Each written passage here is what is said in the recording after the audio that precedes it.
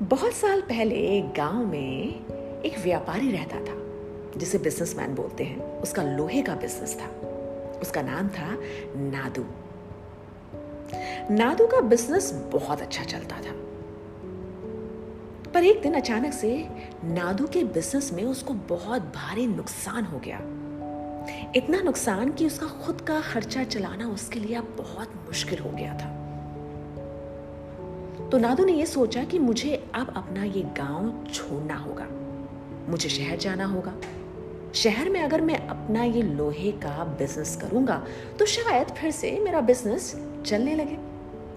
नादू ने अपना गांव छोड़ने का प्लान बनाया। उसने सारा सामान बेचा, अपना सारा सामान बेचा, पर उसके पास एक लोहे का बॉक्स था, बहुत बड़ा लोहे का बॉक्स। उसको शहर ले जाना उसके लिए बहुत ज्यादा मुश्किल था। तो उसने सोचा क्यों ना जाने से पहले मैं अपने प्यारे दोस्त लक्ष्मण से मिलूं और उससे कहूं अगर वो ये बॉक्स अपने पास रख सकता है। नादू ने वैसा ही किया।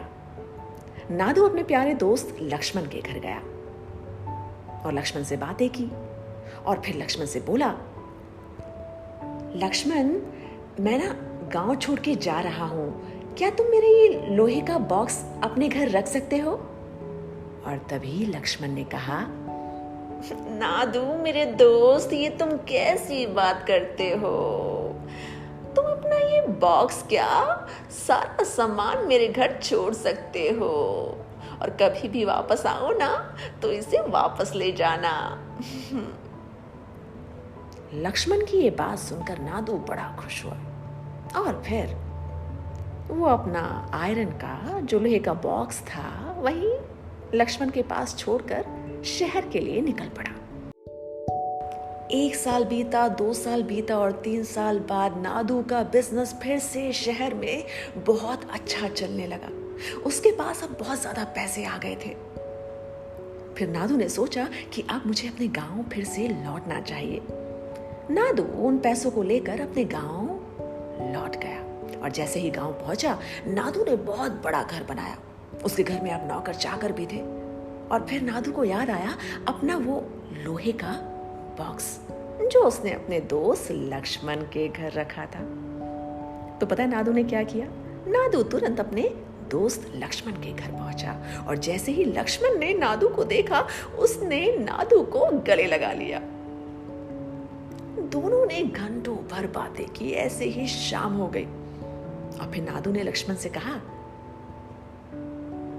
लक्ष्मण, तुम्हें याद है ना वो लोहे का बॉक्स मैंने तुम्हारे घर में छोड़ा था? क्या मैं उसे वापस ले जा सकता हूं? जैसे ही लक्ष्मण ने ये सुना लक्ष्मण का मुंह नीला पीला हो गया। पता है क्यों? क्योंकि लक्ष्मण सोच रहा था उस लोहे के बॉक्स को बेचने का और बेचकर उससे पैसे कमाने का। और जैसे ही उसने नादू की ये बात सुनी उसने तुरंत नादू को जवाब दिया, नादू, मुझे जरा माफ करना नादू, तुम्हारा जो वो लोहे का बॉक्स था ना, मैंने जिस कमरे में रखा था वहां बहुत बड़े बड़े चूहे थे और उन चूहों ने तुम्हारा बॉक्स पूरा खा लिया नादू।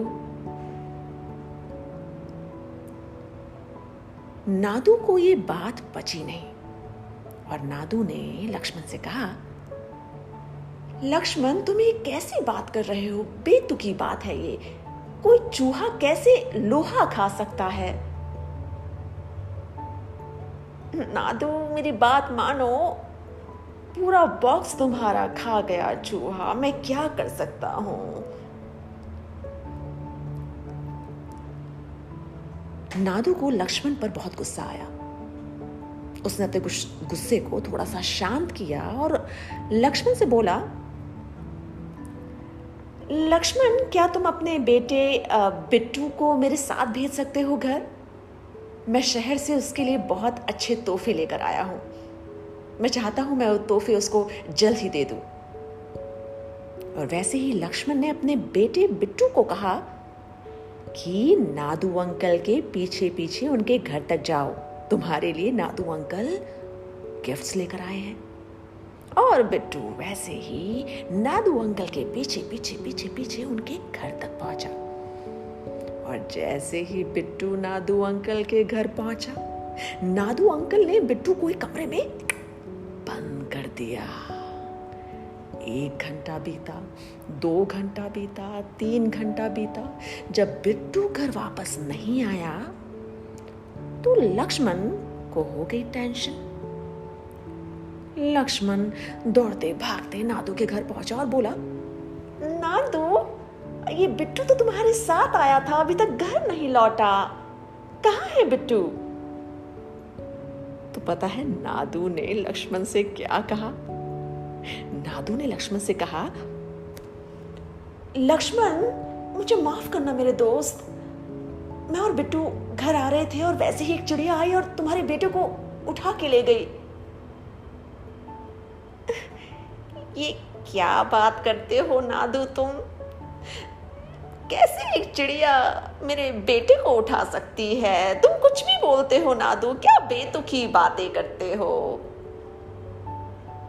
ऐसे ही दोनों की लड़ाई बहुत बढ़ गई, दोनों आपस में लड़ते रहे और फिर दोनों की लड़ाई पहुंची मजिस्ट्रेट के पास।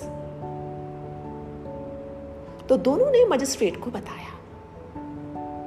मजिस्ट्रेट ने नादू से कहा कि ऐसे नहीं हो सकता, कोई चिड़िया कैसे किसी बच्चे को उठा के लेकर जा सकती है नादू? फिर नादू ने मजिस्ट्रेट को पूरी कहानी सुनाई और जब मजिस्ट्रेट को पूरी कहानी समझ में आई तो मजिस्ट्रेट ने लक्ष्मण को कहा नादू का लोहे का बॉक्स लौटाने को। और फिर लक्ष्मण ने नादू का लोहे का बॉक्स लौटाया और नादू ने बिट्टू को रिहा किया, छोड़ दिया।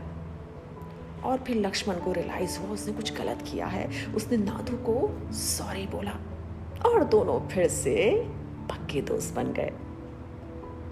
तो आप बताओ, आप इस कहानी से क्या समझे? हमें दोस्तों से प्यार करना चाहिए, चालाकी नहीं।